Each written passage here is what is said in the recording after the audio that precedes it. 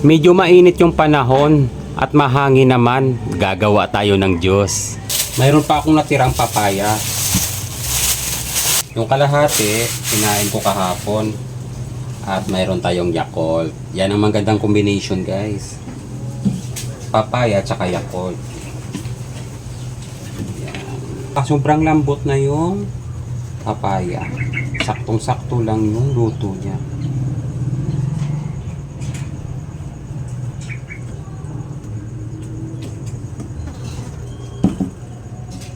Saka natanggalan ko na din siya kahapon ng buto kasi kinain ko yung kalahati.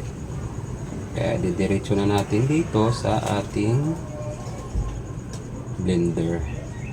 Tingnan nyo guys kung gaano siya ka luto.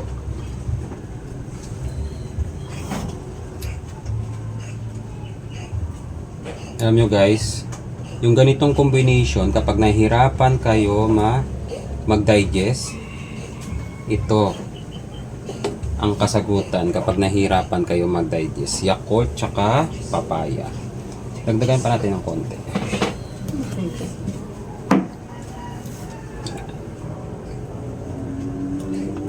Ganun lang, easy lang siya tanggalin sa balat kasi lutong-luto na yung papaya natin.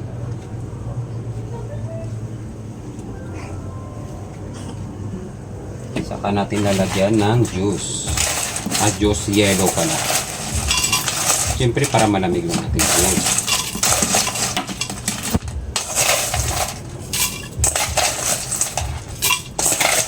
Tapos ilalagay natin yung 4 na Yakult.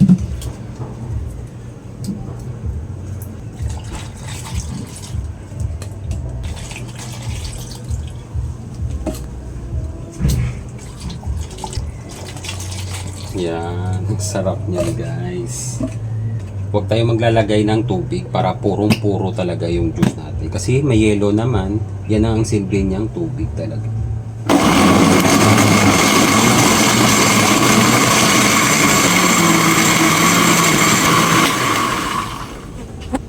Pinatay ko muna kasi sayang naman to kasi baka masira sa ref. Ilalagay na lang natin lahat.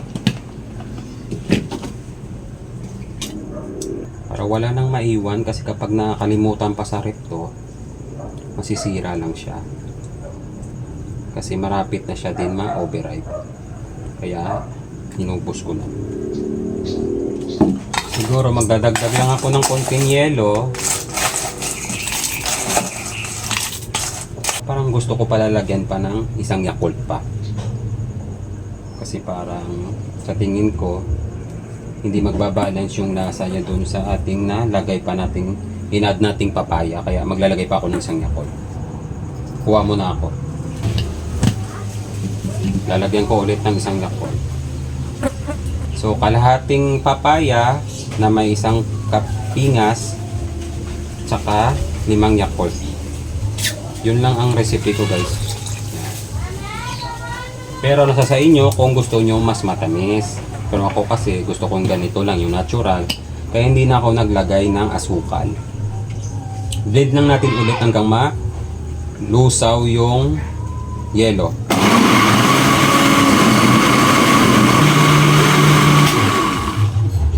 Okay na guys. Tunaw na yung ating yelo. Tingnan yung kulay. Parang pomelo siya. Ang sarap nito. Try natin.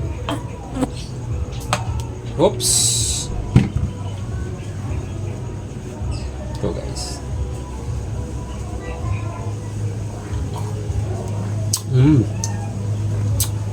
Sarap. Yung combination ng Yakult saka yung papaya.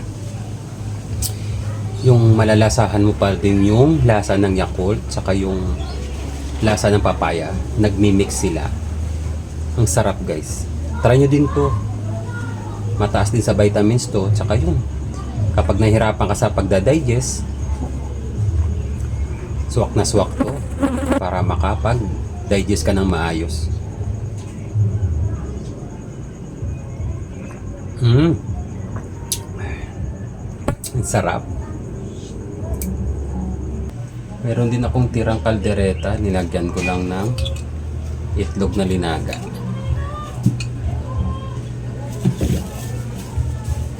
Tingnan nyo guys. Sarap.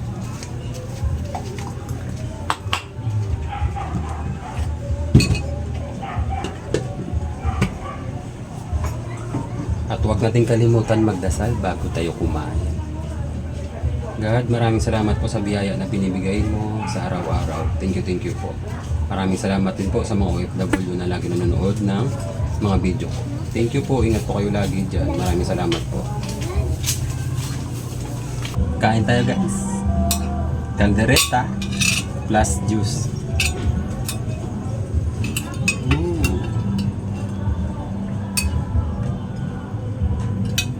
Siyempre gusto ko yung nakakamay kumakain.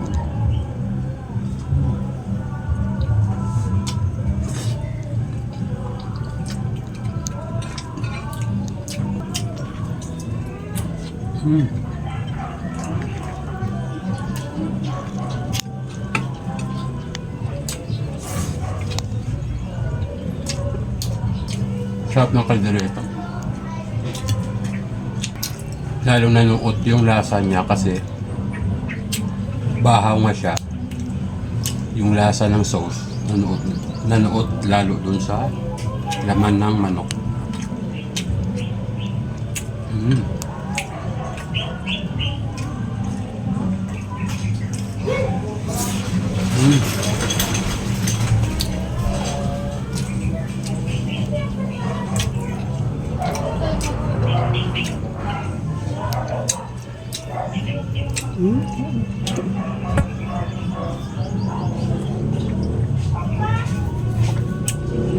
Nakaka-refresh. Sausaw natin sa sauce.